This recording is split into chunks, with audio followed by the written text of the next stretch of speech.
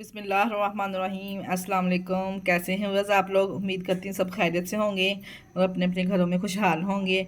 आज मैं आप लोगों के लिए लेके आई ऐसी रेसिपी लेके आई हूँ, आलू और गाजर की। इस तरह की रेसिपी जो बच्चों को आसान तरीके से बना के दे सकें, जिसमें कोई मसाले नहीं जाएंगे, सिर्फ नमक और हल्की सी काली मिर्च इसमें ऐड होगी और थोड़ा सा ये हमने सब्ज़ धनिया लिया है। बहुत ही आसान सी इजी सी रेसिपी आप लोगों के लिए लेके हाजिर हो गई हूँ।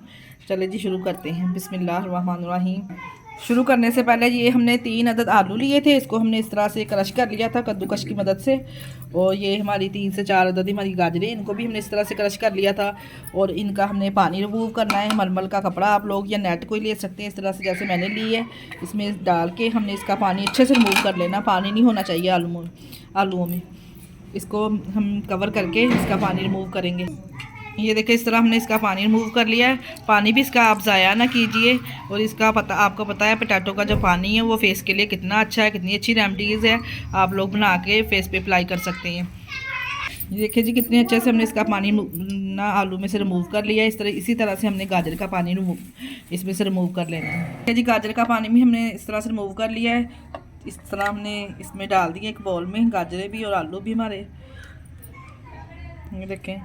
अच्छा, ये सब्ज़ धनिया हमने थोड़ा सा इसमें ऐड किया है। इस तरह से बहुत ही कम रेमडी से ये तैयार होने वाली रेसिपी है। और ये 1 टीस्पून बड़ा चम्मच हमने जो होता है वो काली मिर्च का ब्लैक पेपर शामिल किया है।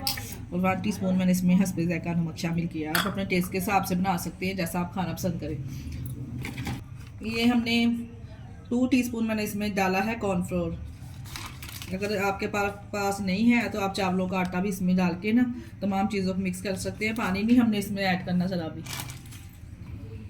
देखिए जी तमाम चीज़ों को हमने इस तरह से हाथ की मदद से या चम्मच की मदद से आप लोग मिक्स कर सकते हैं।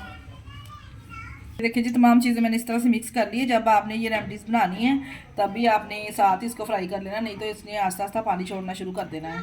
अगर आपको कॉर्नफ्लोर कम लगे तो फिर थोड़ा सा आप ज़्यादा और डाल सकते हैं। हमने इस तरह की इसको शेप दी है। आप चाहें तो जिस तरह की मर्जी टिक्की की शेप या गोल शेप आप लोग दे सकते हैं। इस तरह से ये देखिए मैंने ये शेप दी है।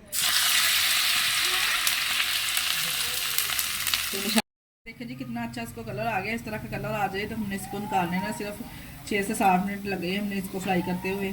आप जिस तरह की मर्जी चाहे इसको शेप दे सकते हैं। माशाल्लाह से देखिए कितनी ज़बरदस्त लुक लग रही है। आप लोग भी ज़रूर ट्राई कीजिएगा। ये लीजिए जी मज़ेदार से क्रंची क्रंची से हमारे कटलेट्स रेडी हो चुके हैं। माशाल्लाह से बहुत ही क्रिस्पी, बहुत ही मज़ेदार है। आप लोग भी ज़रूर ट्राई कीजिएगा। ये देखिए कितना इसका क्रंची पानी कितना मज़ेदार टेस्टी से बना है। आप लोग भी ज़रूर ट्राई कीजिएगा और हमें दुआओं में याद रखिएगा। हमारे चैनल को लाइक और सब्सक्राइब लाजमी कर दिया करें और अपने अजीज़ों में रिश्तेदारों में भी शेयर कर दिया करें।